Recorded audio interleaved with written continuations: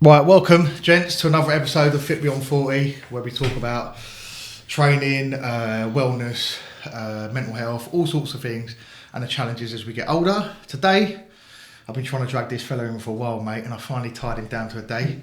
This is Garry with 2 R's. Welcome, Garry. Indeed. And Garry, how old are you? I'm now 60. 60. He looks a good nick for 60, doesn't he? As you can tell. So I've not known you long, but I've seen you train, etc. And we started talking. And a lot of our kind of thinking aligned, even outside the gym, how we kind of see the world as we get older. So I don't know anything about your early days. So let's go into like what first of all, what were you doing at school? After school, were you good at sports at school? Did you? Yeah, I've always been a sporty person. Okay. Even when I was about 4 or 5 years old, I was always running around doing things. Yep. Basically, after school, I started bodybuilding. Okay, straight away. Pretty much, yeah. Okay. My dad. It was my dad. My dad was in the army. Right. He came out. He was a bit of a disciplinarian, a bit of a military man. So Yeah. he had all these chest expanders and things like that. You remember his old chest expanders? And the old grip things as well. Yeah. And anyway, I started to use some of these. And all these old ball workers, you know. And I thought, this is Like right. it. This is. Yeah. So basically, it just went from there. Okay. So what? Obviously, it's one of those sports, isn't it? Though, if you want to call it a sport, that you don't see many 16, 17-year-olds. Like you can see in football, make a debut, or like rugby, you can make it, because they can build up. They've got the technique and everything. They can build up the strength. Well, with bodybuilding, you have to dedicate surely a certain amount of years before you even think about going on stage. Oh God, yeah. As I say, when I first started doing it, I was just mucking around with it, basically, Okay. chest expands, etc.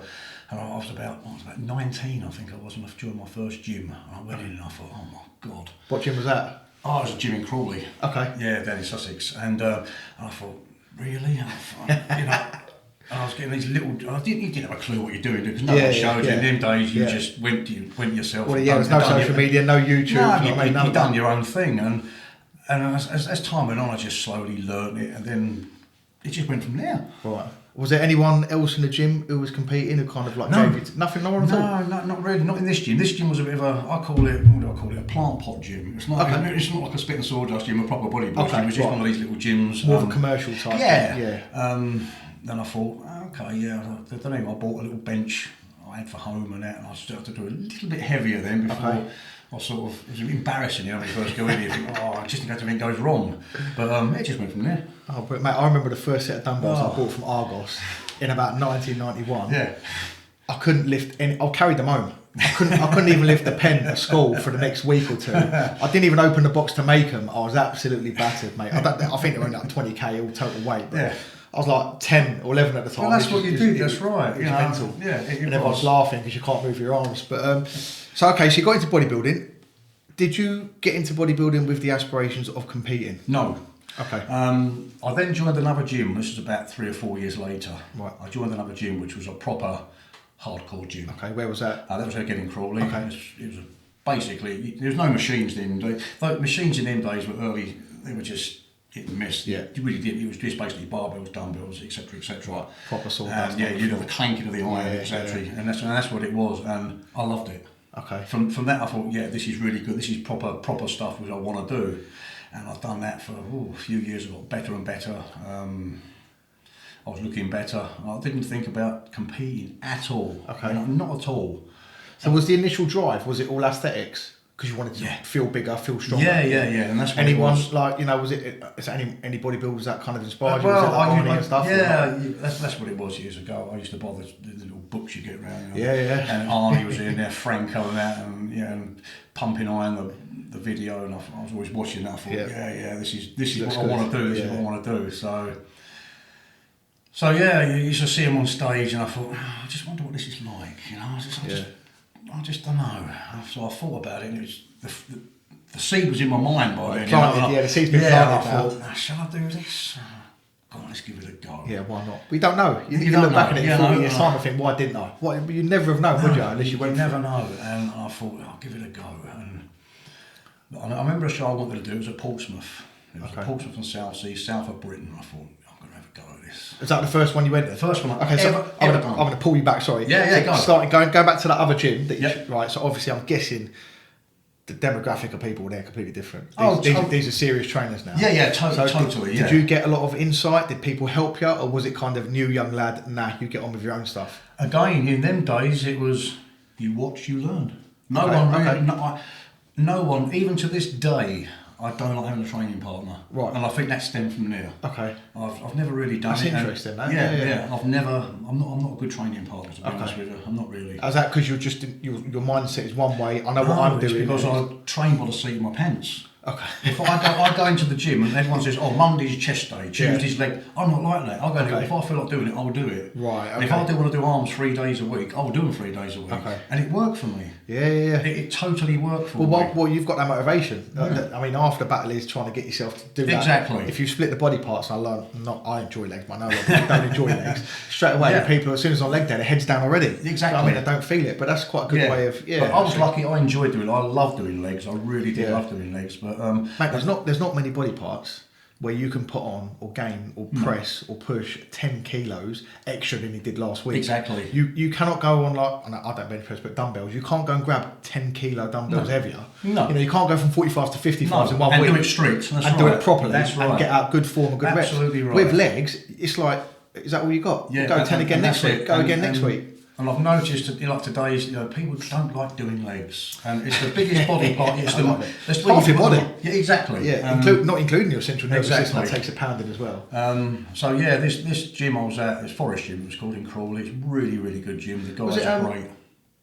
That's weird that you mentioned that. Was it in like a kind of a like a you know it, don't you? I've been there. Yeah. And you open the back door, and it's I've trained there. My photo's still on the wall today. Seriously, it's still on the wall. I didn't know you then. Yeah. But generally, if I travel around or anything, you go to the door, you look up. There's my photo on the gym. Wow. My first ever contest. That is a proper heavy gym. Yeah. It's almost like it's not one of them ISO containers, but it's like a dome shaped. They were originally built for the Canadian Army in the Second World War. Like bunkers type thing. Yeah, that's what they look like. Yeah. But the back doors, I remember when I opened up the back doors, the lakes down it's literally just trees and and the forest. Yeah, so that is so weird, mate. I've been there, I've trained there, and I did legs there, weirdly enough. Mate, okay.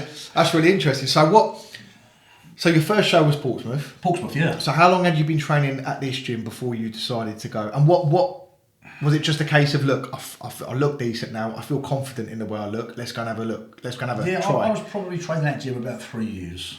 Okay. And then I decided to go for it. All right. The owner of the gym, Harold, great guy, I know him really well, he's a good friend of mine. He pushed me to do it as well.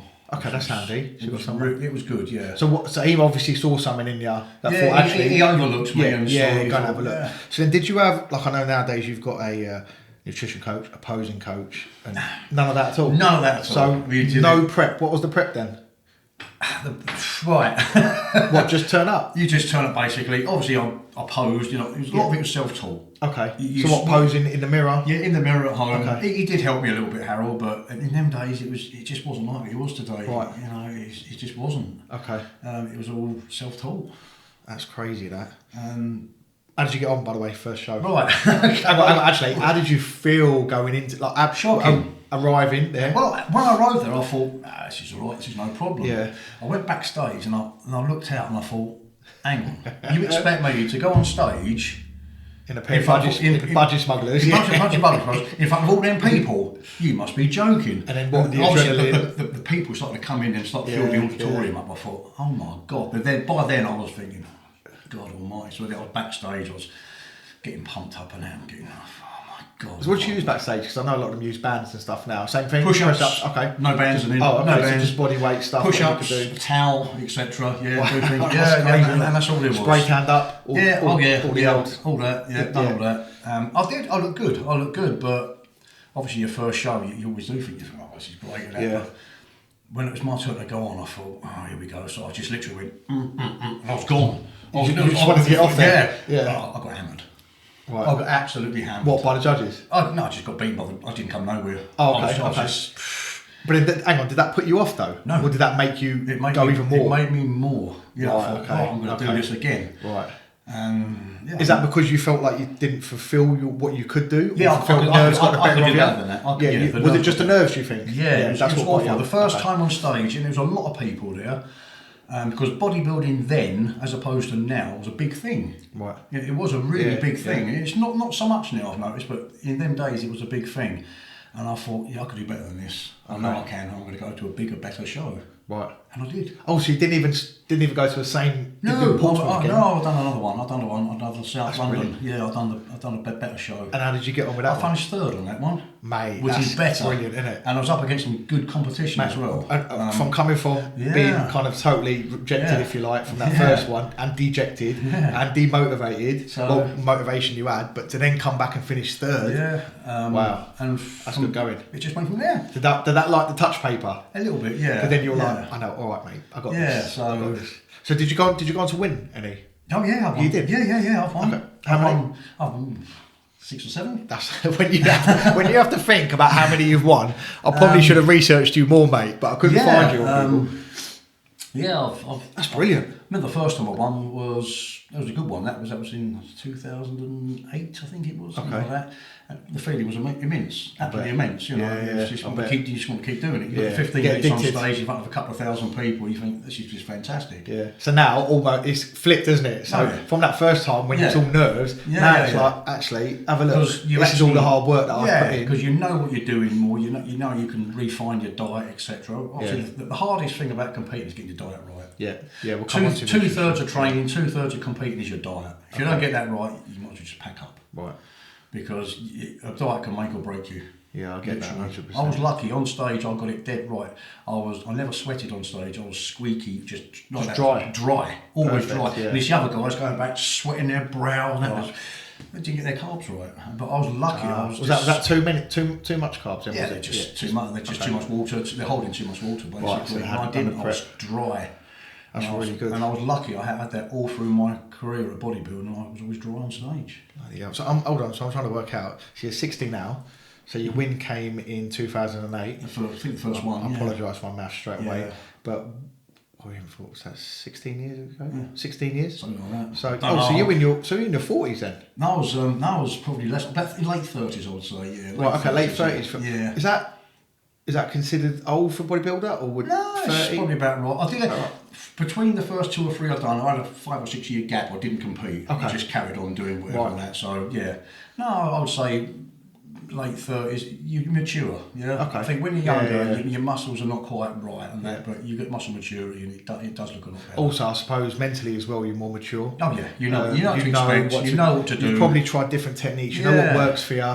You know what works for you diet wise. I remember one of the first couple of diets I'd done in competitions. I used to cheat myself. I used to think, I can't do this anymore. I'm so hungry. I used to go and buy 20 Mars bars and go around in my own car somewhere and eat them. As if no one, you know what I mean? On my own, I thought. As if someone was watching. Yeah, someone was watching me. And I thought, I'm just cheating myself here. It's stupid, but I just needed it.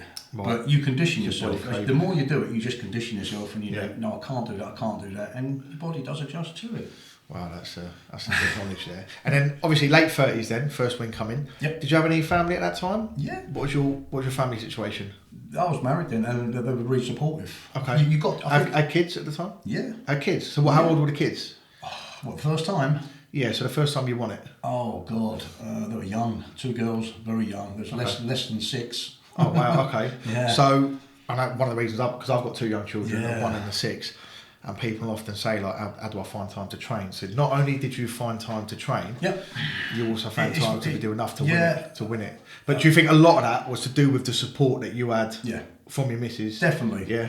It does take over, if you're 12 weeks out, 16 weeks out from a contest, it does take over your life. Yeah. I was up every morning at 5 o'clock doing a 6-mile bike ride, 7-mile bike ride. Wow. I then went to work, I went training, and then I done more cardio after that. Okay. And that was 6 days a week. Wow. So how did you fit in the family then, or was that kind of times you look back now and think, I didn't get enough time with the kids? Or I did fit in the family. It was hard, but you just do it. You have to do it. You've got to do it. You have to do it. I think that's what some of the listeners obviously, I've got to do this, I've got to do that, I've got to work 12 days, and where do I squeeze it in? It can be done. Yeah, it can be done. It can be done, and you've got to prepare your food as well. Yeah. That has to be prepared. It's mandatory. You've got to do that. I was the sort of person that I was that dedicated. I used to go to parties like weddings, anniversaries. There I was in the corner sitting there eating broccoli. Yes, just literally, because I never had a competition going. Yeah. Another one I've done. This was up until recently. My mum passed away. Sorry to hear that, mate. She passed away about 10 o'clock in the morning, by 1 o'clock I was back in the gym training. Wow. Because I had a competition and I had to do it. Yeah. And I just carried on and carried on and carried on. Yeah. And probably if I look at it back at it now, would I have done it? I don't know, but it helped me. That mindset. Though. To be fair, though, you've got to. I think. Okay, when you first started, how many years do you think it took you to get up to the weight or size that you wanted to get to? It wasn't immediate, was it? No, 10. 10 years? Yeah. Right. So it's a dedicated sport to know that you've got to put 10 years of working before, well, that was then, right? I don't know what it is like now, by the way, but 10 years of working before you even get to the point where you're in a position to. Absolutely. So that's dedication, isn't it? Yeah. That is a lot of. You get, in like most things in the world, you get some genetically gifted guys, and that's probably 1% of the bodybuilding population in the whole world. Yeah. It's not many. Yeah. They only got to look at weight and they grow. And that is so rare. Yeah. People don't understand. Oh, just going to pause you there. Sorry. That's Garry with 2 R's. I'm going to get you his Instagram so you can complain about that little cut in there. Yeah, that's not me. Modern technology, mate. I'm going to leave this bit in because it makes part of the show, doesn't it? But so yeah, you were saying your mum passed away, didn't you? Sorry, mum. But anyway, so you've got to have that mindset. You really have got to have that mindset. If you want to do it, you will do it. You will find a way to do it, and it's not for everyone. Bodybuilding, it's not. Is it? I've never been in the bodybuilding. Is it quite friendly? Because as in, like, when you're going up on stage and they're all competing against each other, is it quite egotistical? Yeah. It is, or is it quite like, have a good luck, pal. I hope you do well. That's what it's like. Okay. I've competed all over the country, and I met some really good guys. Really good guys. Because although you're competing against each other, you've kind of all been through something similar. So you've kind of got something in common. It's a weird one. You compete against each other, but you also compete against yourself. Yeah. Because you just, you know what I mean? So that makes sense. But I've met some great guys. I really have. Even if you've beaten them, well done. If you've lost, and well done. Yeah, it's just the way it is. There's no animosity in it whatsoever. Yeah, but I guess as you said, it all comes down to yourself, really, doesn't it? And what you can achieve and your mindset at the time. So let's talk about, what did you find the hardest thing about bodybuilding when you were competing? But I think the hardest thing is just keep going. You've got to keep going every day. You've got to put that effort in all the time. What was your training schedule like? Were you training once a day, twice a day? Once a day. Okay, so you had your 6 mile cardio. Is that, you'd only do your cardio leading up to the show? Would that be a 12-week out? I've done. Yeah, I was pretty lazy with cardio. I didn't do it all year round. I done only leading up to a show. Okay. I was lucky because I never put a massive amount of weight on. I was always quite leanish. Okay, so without competition, you'd be what, just one training session a day? Yeah, 40 minutes, 45 minutes. Okay, perfect. And what would your it'd be time under tensions kind of stuff, or would you go heavy, or did you just just lift to failure? What? Because obviously, the science was less then, wasn't it? Obviously, there's a lot of people battling. I've done everything. You should do this. You should do that.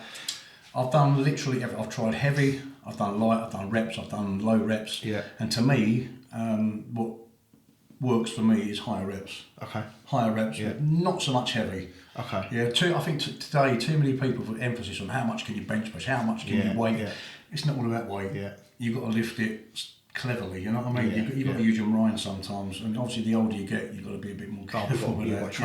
Got to train smarter, haven't you? But I've done heavy, I've done some stupid weights, I'm talking about 600-700 kilogram leg presses and things like that, stupid weights, which, as we come on to later about injuries, etc. Yeah, we'll talk about that later. That's the repercussions. Absolutely. That's the side effect. But you can get that game without going heavy. Of course, you can get that game but for me, heavy, a lot of reps. Okay. And I advocate anyone who wants to do this, just try it out. It's an experimental. It's an experimental thing. And we're all genetically slightly different, so what everyone's works for you different. might What not works work for me, so you've got to work things around. That's another reason, really, why I didn't really like training with people, because they want to go heavy, and I thought, I like more. So it's just a bit. It was easier. I sometimes switch to. Sometimes I do reps, but sometimes I switch to kind of time on attention. I don't count reps. I'll have a stopwatch on. I'll try and do 45 seconds to 50-second sets. Gents, if you haven't tried that, drop the ego with the weight slightly and try and do time under tension for 50 seconds or 45 seconds or whatever. Pauses at the top, pauses at the bottom. So you're literally lifting that weight from dead again. You're not kind of using momentum. Your muscles will grow, mate. Your muscles will grow. And, keeping that tension under load has massive benefits. And that's what I'm saying now. You don't need a massive heavy weight or ego to grow. No. You don't. You need to be smart. You need to be train smart. Yeah, and you probably hear this time and time again, people, he's talking rubbish, but it's true, you know, it really is true. I've been trained for 40 years and it's true. Yeah. So what, so you've gone through that, you've competed. How many years did you compete in total? Oh, God, a lot. Quite a few. Over 10? Yeah. Okay, so you compete so you sustained that for a long period of time. Now, looking at what you do now, if you could go back and tell yourself, say 2 things that you changed, or if there's 1 or 2 things that you changed that from the information that you know now, you maybe look back and think, what was I doing? Or might have helped you, or might have made your training more efficient, or might have made your injuries less, or whatever. So, what 2 tips would you give yourself if you could go back to when you were 38 and say, look, do these 2 things, mate. I'm from the future. These are really going to benefit you. Right, I think the biggest thing for me, I think, probably looking at me now to what I was then, is don't go too heavy. Okay. Because I went stupidly heavy and I've paid the price for it. Yeah. You know, and everyone does. They do. Yeah. You know, I mean, you see a lot of guys who've been lifting a long time, limping, having issues, ankle there you pain, go, that's me. Yeah. That's one of the things I think is don't go too heavy. And probably the other thing, and I shouldn't really say it, but I'm going to say it, is don't take so many drugs. Okay, all right.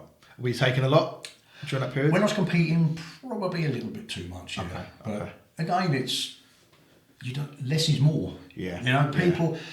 You know, I try to tell people about this sort of thing, and they think, oh, yeah, but no, you don't. You don't need that. All it is an icing on the cake. I could probably get to where pretty much I was without them. Okay. And that's because your nutrition was in check. Nutrition was right. Exactly. Your recovery and sleep was spotty. Yeah. Exactly. They just make you recover a little bit quicker. People take too much. Yeah. It's too much. And Well, do you think that's because of the age of everyone wants it now? Yeah. And no one wants to be patient? Yeah. No one wants to put 10 years in. Exactly. They want to compete in 2 years. And the trouble being, when you're young and in your 20s, your testosterone is at its highest level. Yeah. You don't need it. Yeah. Because all you're doing is cancel out your own natural testosterone. Yeah, that makes sense. When you get older, 30 plus, your testosterone starts to decrease a little bit, then maybe once a week. Yeah, you know, but almost TRT levels. Absolutely. Yeah. But the thing is, if you've done the foundation work for a good 7, 8, 9 I years in your 20s. I trained 7 years before I even touched the stuff. Wow. You've got to build a good foundation, because if you don't and you just go straight in, you will lose. Once you stop, you will lose it all. Yeah, you will lose it. Also, I'm guessing you're not giving your chance for your bone and structure to grow at that naturally same time as well. Exactly. Because with your muscles getting denser and thicker, you also need your bone density to catch up with that. And your ligaments, your tendons, everything. Exactly, because that's what I was about to say actually. Because your muscles can grow, but your ligaments and tendons, you know, you're putting so much stress on them. Yeah. Because they don't adhere to steroids. It's the muscle. Well, it's not muscle, is it? Yeah, So, exactly. And especially as you say, if you're lifting heavy and that combination, exactly. Could be, so people crazy. today take way too much. Yeah. In my opinion. Okay, and that's good to know. And for you guys listening out there who are thinking about it, maybe, most of our listeners are over 40, but if there are younger listeners, we've all done it. Taken off that and taken some of that advice and listened to just someone who's advice. been there. And done it. Yeah, it can be, can't it? I mean, you can justify it in your head different ways. 100%. And, you know, say, well, I'm doing this for my health, and I could be out getting pissed every weekend. I'm choosing to do this, so that's my green light to kind of do more. Yeah. But yeah, I mean, do you know, back in the day, did you have? I keep saying back in the day, but one of the guys I spoke to, who I used to work with, really nice guy, Les. Hello, Les. Hope you're well, mate.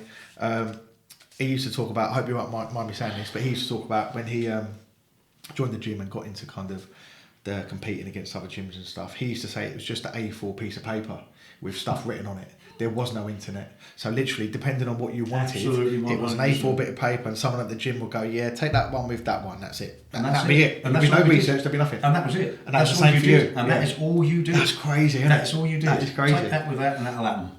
That's insane, isn't it? So we did it. No, but I'm just thinking about it in retrospect now. Yeah. Like if that was a dumb thing, because that was what it was. You didn't know the internet. No one knew that information. You know. So it's crazy to think that you just go in somewhere and someone just gives you a pill or a vial and just says, yeah, take that, and you just go, well, mate, I'll take your word for it. See you later. Absolutely, and that's what it was. And you took your word, and that's how it just went from there. It's crazy. Yeah. So what? I love this part of it, by the way. It's just I love the nutrition side of it. Go on. So when you were bodybuilding, in that 10-year period, you were obviously trying to put on weight. What was your eating like? What were you eating? Because I've noticed a lot nowadays it's very much everyone's worried about calories and they're number counting, and because it fits in the calories they'll go and munch on a protein bar, which is I always say is, listen, it is dog shit, mate. It's rubbish. And a lot of the bodybuilders and people who used to train in the earlier days had to make their food. You had to make it. There wasn't a supplement shop you could go down the road and get a mass gainer. Do you know what I mean? And the stuff you did buy was just 100% sugar and crap. Yeah. That's all it was. You get from Joe Reader shops, that's what we used to have. Yeah. And they were just rubbish. Yeah. The stuff you bought in there, it was literally rubbish. Packs of crap. But we didn't know at the time. We just took it and took it and took it. But the more you recently nowadays, what a load of shit it was. Yeah. So did you eat a lot of protein bars or chocolate shakes or all that kind of stuff? Yeah. Initially, but you did, because you didn't know. You thought, oh, this is doing me good. Yeah. Because no one had the intelligence really to look at the back of the label and see the ingredients. Yeah. And you look at it, it's just rubbish. Yeah. Well, if you don't know what it is, then you shouldn't be on the packet. Like, all it's doing is you can't recognise. It's just increasing your chance of getting diabetes because it's got so much sugar in it. Yeah. Laden with sugar. Your insulin just goes up.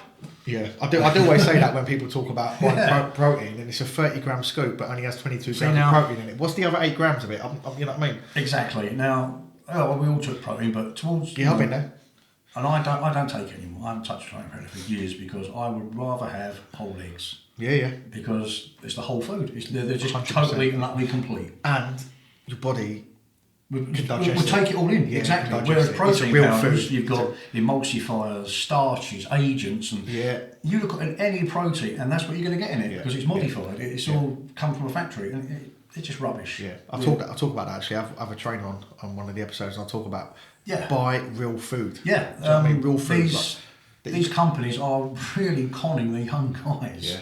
But it's clever marketing, colourful boxes. Colourful boxes, exactly. I mean, big stickers of 40 grams of protein. Exactly. I mean, we don't go past a meat aisle with chicken and beef and it has a big sign saying 40 grams of protein. Do you know why? Because they don't need to. It's beef. Absolutely. You know what it is. You know what the chicken does. You know what the fish does.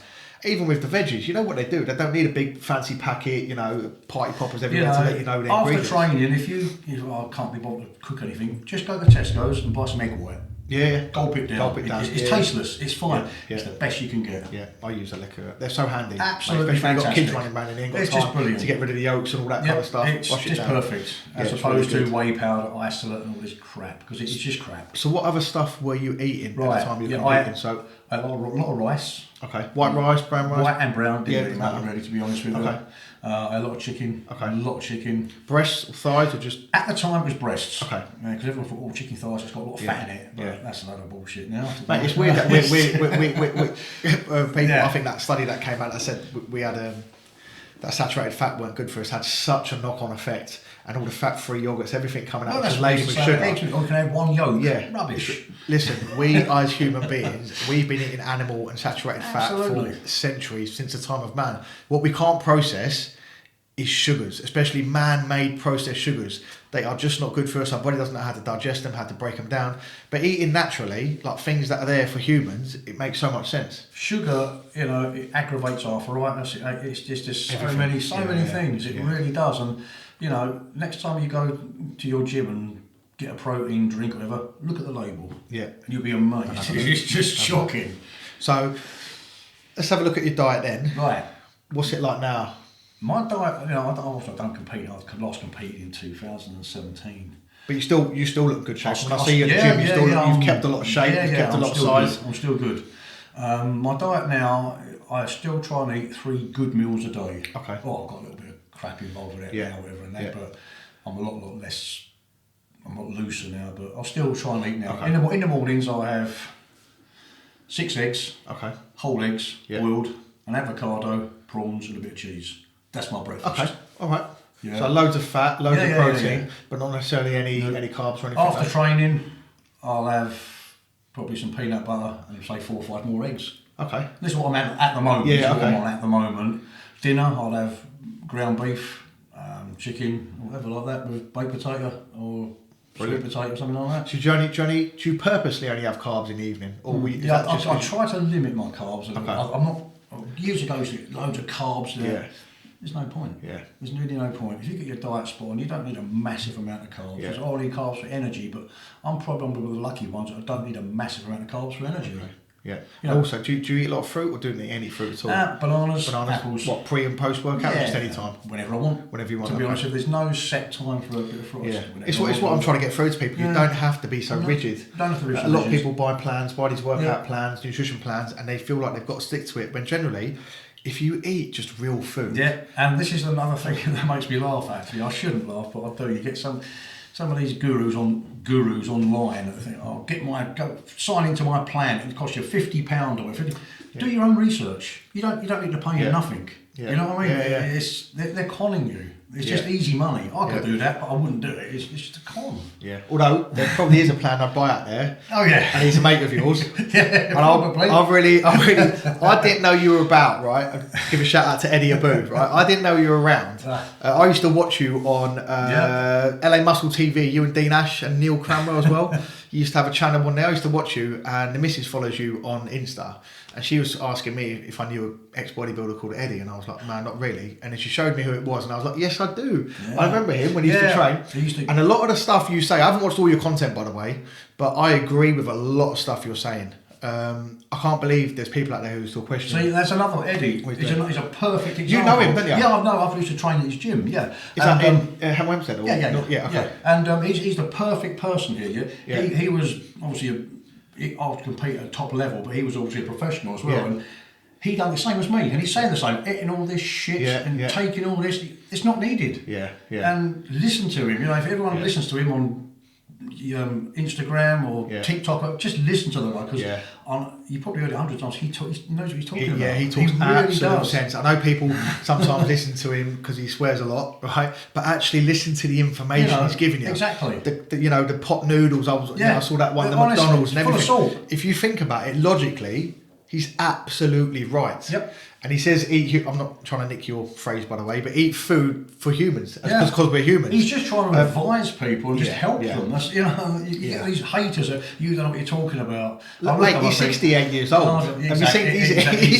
If we all look like that at 68, if I look like that at 68, I would be blessed, to be honest with you. I'd be well happy. But he's been through the mill like yourself. He was in the industry for a long time, took loads of stuff. Hammered it. And he's trying to prevent people making the same mistake. And that's what he's doing. He's trying to advise these guys, you know. So a lot of people just give him so much shit on. Do you know what? It is weird when you talk about social media because I think people, even when you can be so positive, there's people out there like I mentioned David Goggins as well because I've only just joined to promote this, but these are guys who can be quite inspirational. He's away from, but I don't know if you know his story. No, I don't. He was a big guy. Couldn't run, but basically, he's sorting his mind out to be able to run. The first day he tried to run, he come back in tears. He only managed a few hundred meters, but he kept going. Ended up joining the Navy SEALs, one of the best Navy SEALs. Right, talks a lot of motivation stuff, but you can't say anything but positive things about that guy, and the amount of hate that he gets online. Yeah. And to be fair, he explains it quite well. He says, "Look, it's people portraying their jealousy across as hate towards you." But listen, I always think, I'm really happy to see people do positive. I'm really happy people to do well. And instead of putting them down, we should be building them up because they open doors for other people. They're showing you that you can do this, you can do that. And positivity breeds positivity. And I think Eddie's in the same boat. He gets a lot of grief sometimes, but too much. He's just trying to help you out, guys. Listen to him.